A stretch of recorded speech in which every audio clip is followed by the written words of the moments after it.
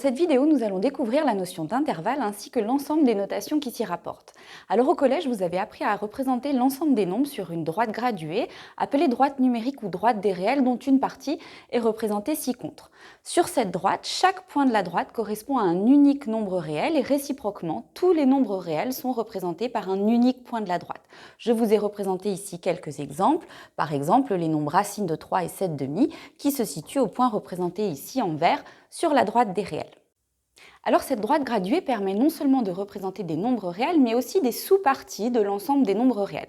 Or par exemple, si on considère ici l'ensemble des nombres inférieurs ou égaux à 2, nous allons pouvoir les représenter sur la droite graduée par la partie ici que je dessine en couleur, c'est-à-dire tous les nombres qui sont inférieurs ou égaux à 2, 2 étant inclus ici. Donc on appelle cette représentation la représentation graphique de cet ensemble. Vous avez également vu au collège une écriture de cet ensemble sous forme d'inégalité.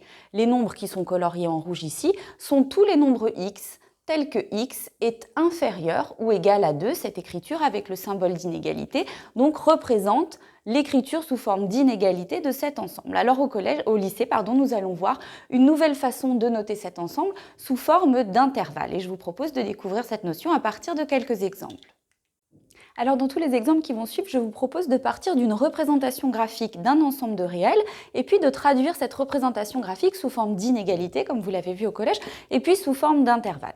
Donc commençons ici par cet ensemble-là qui est colorié ici par l'ensemble des nombres qui se situent donc entre -4 et 3, -4 et 3 inclus. Alors il va falloir faire très attention ici au sens des crochets qui permettent de définir l'inclusion ou non des limites de cet ensemble qu'on va dessiner ici. Donc l'ensemble des nombres qui sont compris entre -4 et 3 va simplement s'écrire sous forme d'inégalité tous les réels x compris entre -4 et 3, -4 et 3 inclus, ce qu'on représente ici par des inégalités qu'on appelle des inégalités larges, c'est-à-dire des inférieures ou égales. Et puis découvrons donc maintenant la façon d'écrire cet ensemble sous forme d'intervalle. La notion d'intervalle, c'est très simple, ça va être l'écriture en fait de ce que vous voyez ici. C'est-à-dire qu'au lieu d'écrire x compris entre -4 et 3, on va dire que ce sont les nombres qui sont représentés ici, l'ensemble des réels x qui appartiennent à l'intervalle -4, 3 que nous allons écrire comme ça. Alors voilà comment est constitué un intervalle. Un intervalle contient deux valeurs qui sont appelées les bornes de l'intervalle, donc ici -4 et 3 sont les bornes de l'intervalle, ainsi que deux crochets qui définissent les extrémités de cet intervalle, qu'on appellera des crochets ouverts ou crochets fermés en fonction du sens dans lequel on les écrit. Donc ici, nous avons deux crochets fermés. Des crochets fermés sont utilisés quand on inclut les bornes de l'intervalle, c'est-à-dire les limites. Les réels -4 et 3 font partie de l'ensemble ici qu'on représente. Et puis ces deux bornes sont séparées ici par un point-virgule. Donc ici, vous avez un premier exemple d'un intervalle qu'on appelle un intervalle fermé, dont les deux bornes ici sont des réels. On va passer au deuxième exemple.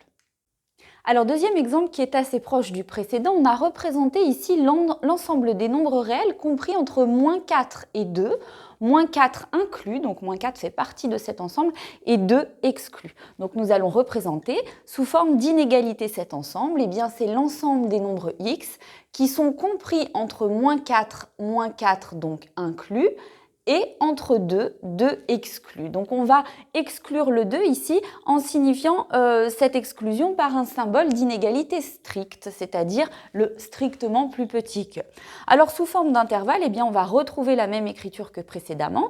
X appartient à, et puis nous allons écrire donc l'intervalle des nombres compris entre -4 et 2 en faisant bien attention ici à l'utilisation des crochets.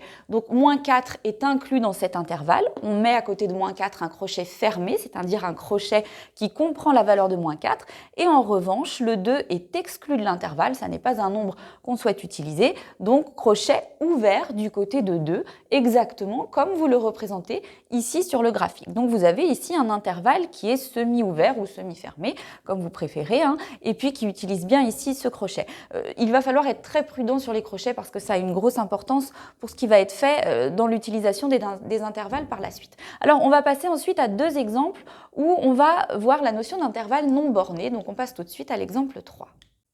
Alors passons maintenant à un exemple d'intervalle non borné. Donc vous voyez représenté ici sur la droite des réels l'ensemble des nombres qui sont inférieurs ou égaux à -2 sans limite à gauche ici, c'est-à-dire tous les nombres qui sont plus petits que -2. Alors tout simplement, cette écriture ici va s'écrire sous forme d'une inégalité non bornée, c'est-à-dire une inégalité avec un seul symbole d'inégalité, l'ensemble des x qui sont inférieurs ou égaux à -2.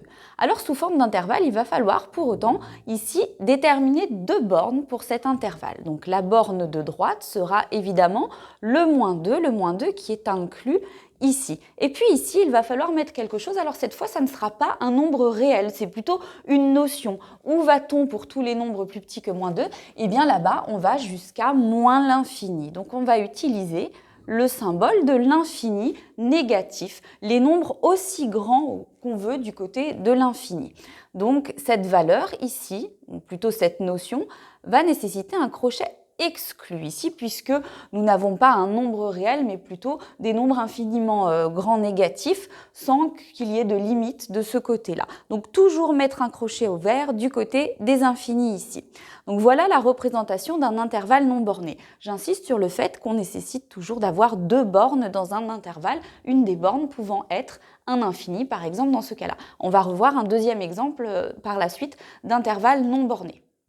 Pour ce dernier exemple, nous allons voir à nouveau un exemple d'intervalle non borné, donc représenté ici en rouge l'ensemble des nombres qui sont plus grands que 1/2, strictement plus grand que 1/2 ici étant exclu de la représentation graphique. Donc on va noter ces nombres, l'ensemble des réels x strictement plus grand que 1/2. Une fois encore ici, nous n'avons qu'un seul symbole d'inégalité puisqu'il y a une notion ici d'intervalle, d'ensemble qui ne se termine pas à droite. Alors de la même manière qu'on l'a fait tout à l'heure pour l'ensemble des nombres qui étaient plus petits que -2, où on allait vers moins l'infini, et bien de l'autre côté, ici on va se retrouver avec l'ensemble des nombres plus grands que 1/2, c'est-à-dire un intervalle qui commence à 1/2, attention ici, crochet ouvert, puisqu'1/2 est exclu de l'intervalle, et cet intervalle qui ne s'arrête pas, donc qui va jusqu'à plus l'infini, avec toujours, comme je vous l'ai dit dans l'exemple précédent, un crochet ouvert du côté des infinis.